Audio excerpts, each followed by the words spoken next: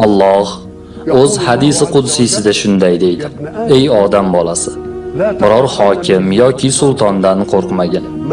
Modomiki mening sultonligim boqiy ekan, aslo qo'rqma.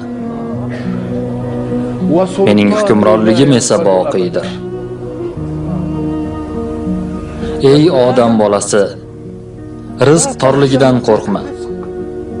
Vaholanki mening xazinalarim to'ladir, ular hech qachon bitmas. Ey odam bolasi, men seni ibodat uchun yaratdim. O'yin kulguga berilmagin. Rizqingga men kafil bo'ldim, ko'p kuyinib ovora bo'lmagin.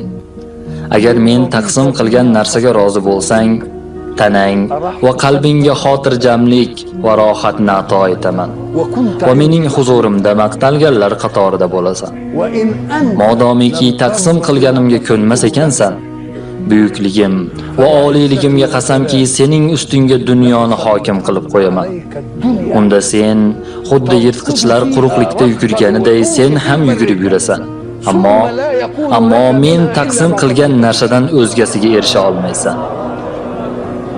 Ey odam bolasi, osmon va yerlarni yaratdim va bu yaratishim meni ojiz qoldirmadi.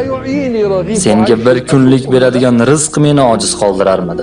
Ey odam bolasi, mendan ertangi kunning rizqini so'ramagin. Xuddi men sendan ertangi amalni talab qilmaganimdek. Ey odam bolasi, men senga juda muhabbatliman. Senga juda muhabbatliman. Sening ustingdagi haqqim hurmati sen ham menga muhabbatli bo'lgin.